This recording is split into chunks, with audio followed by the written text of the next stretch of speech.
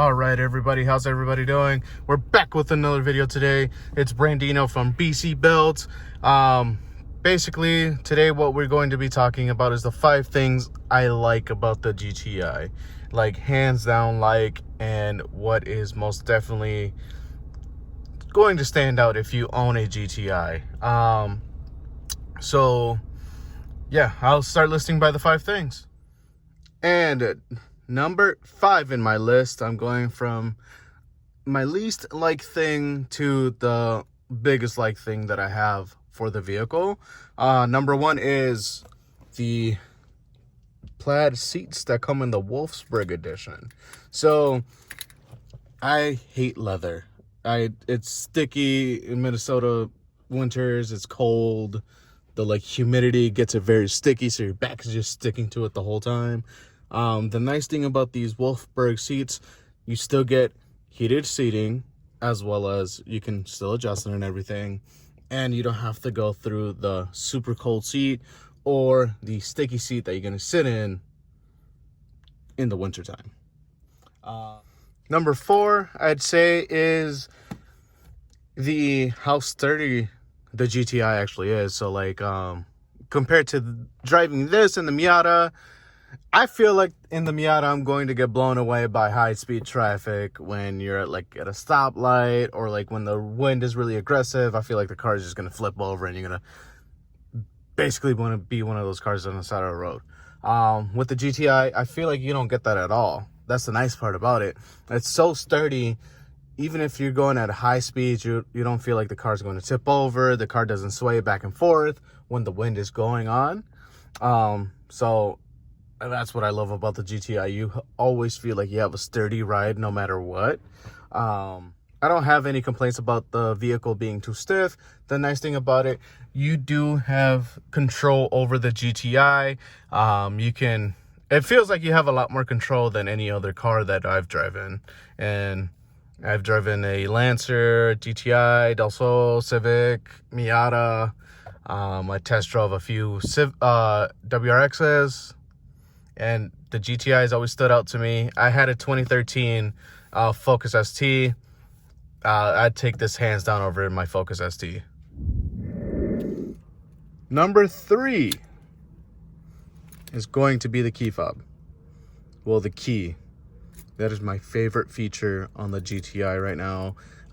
So now that Minnesota's starting to warm up and basically it's going to get humid, who wants to come sit in a car that you're basically sitting in, where you're sweating basically? The nice thing about it, before getting into your car, you can hold down your unlock button for, I believe, 5 seconds. It unlocks everything. Then all your windows start rolling down. All of them. So no more sitting in super hot weather where it's just as hot as hell for no reason. You can just sit in here where it's cooling down and you're not sweating your balls off. One thing I forgot to show you as well, you can lock all the windows with the key fob.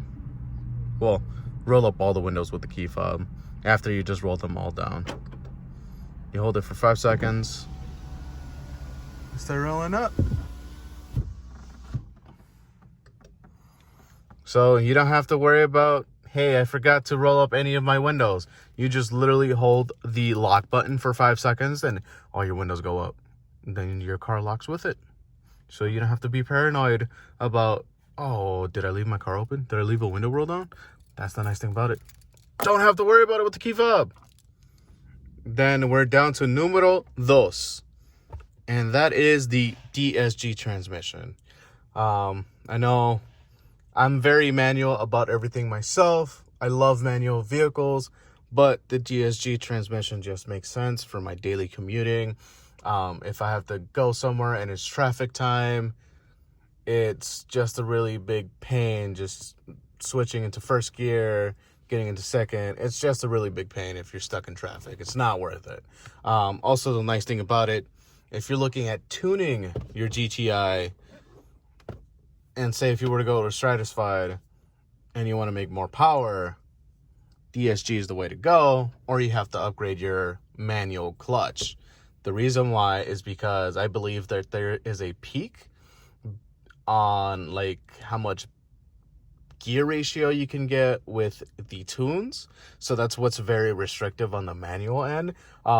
This one Instagrammer I met probably like a couple of weeks ago told me that his tune right now, if he overshifts, if he's in second and he overshifts and it won't let him go into third, he has to jump into fourth.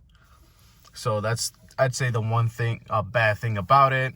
I'll link a link to his Instagram down below. He has an MK6 GTI as well as a Miata. So it was a nice thing that I met him.